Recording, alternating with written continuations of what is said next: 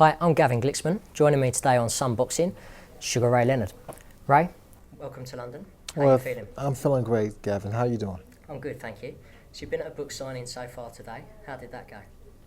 It was fantastic. I was really humbled by the turnout and, having great boxing fans here in the UK.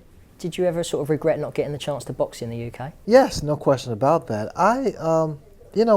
Interesting enough, I had planned on doing a world boxing tour, if you will, just prior to my retirement, one of many retirements.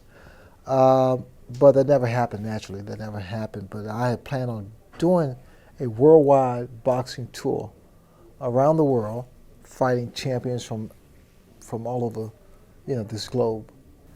Looking back at your career now, obviously you're Olympic gold medalist in 1976, world champion in 5 different weight classes. Is there one fight that really stands out for you as your defining moment? Well, I've been fortunate enough to have a couple of defining moments. Without question, beating Tommy Hearns in 1981 was a very defining moment in my career. And then my fight against Marvin Hagler was a defining moment, more so from a personal standpoint, because I had made a comeback and an ill-advised comeback, and people thought that I was crazy for challenging Marvin Hagler, although it was the infamous Nomas Duran in 1980, the rematch in New Orleans. Okay.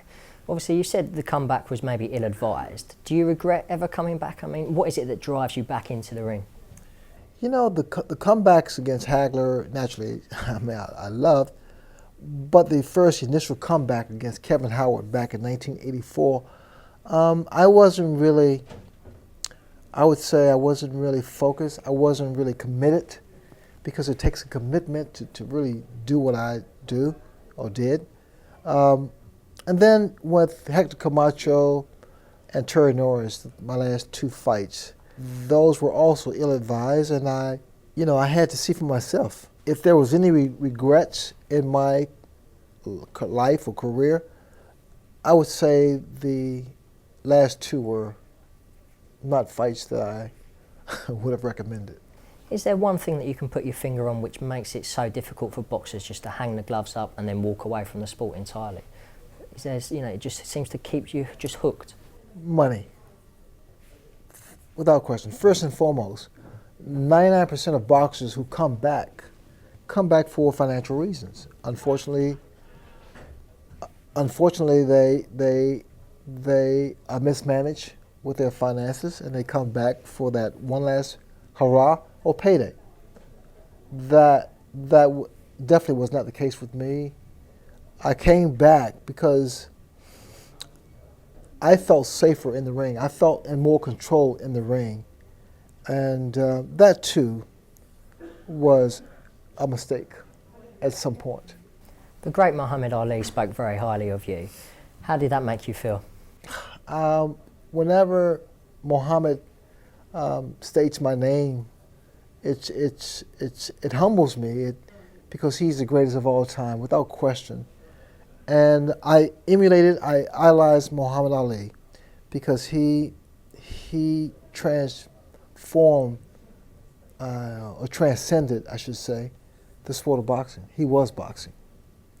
As you moved up through the weight classes, did you find it quite difficult? Sometimes they say boxers will find it difficult to take their power up to another level, or their speed. Was that a problem for you?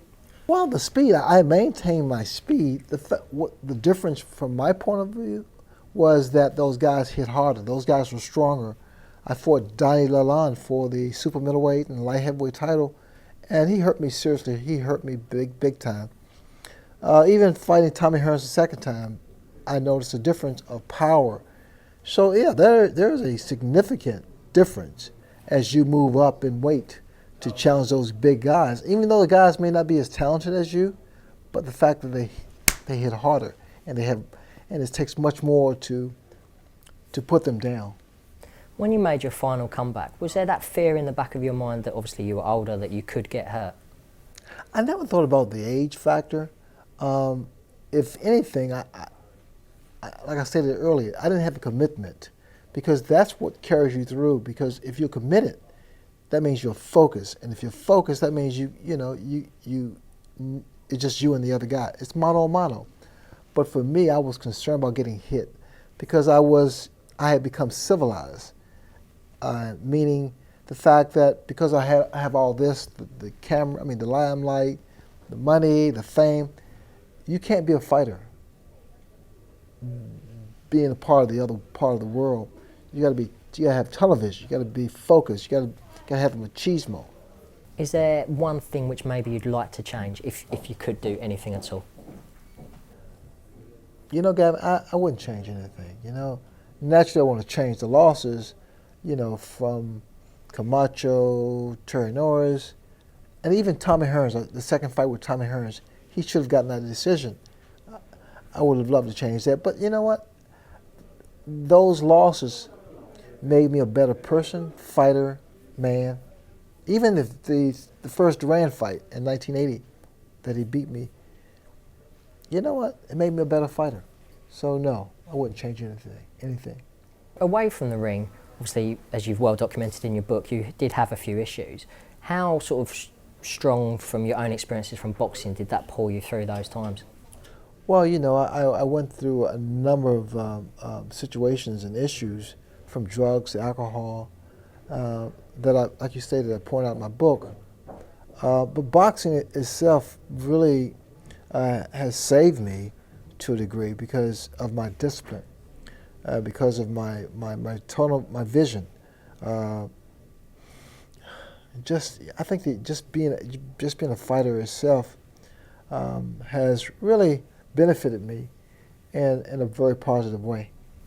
Do you think maybe, certainly in this country at the moment, there's a sort of groundswell of opinion that more children should get involved in boxing, especially in schools? Would you agree with that? I truly believe that boxing as a sport is so beneficial for kids. And I'm just not saying not taking the punches, because naturally the parents are very concerned about the nature of the sport.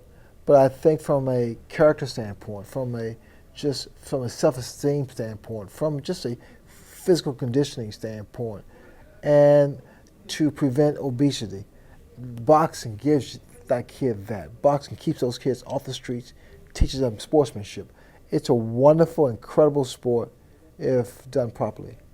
Just finally, what sort of state do you think boxing is in at the moment? Is it in a healthy condition?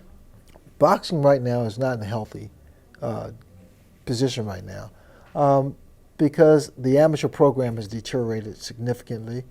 The sport of boxing itself has taken a back seat to mixed martial arts, UFC. But boxing is a resilient sport. It will always be here. And whereas in the past, there were always a number of personalities, fighters and what have you, champions. Now there's just a handful. But again, it's my sport. It's a sport that's made me the person I am today. And you know what? It's going to bounce back. Brilliant. Ray, thanks for your time. Thank you so much, buddy.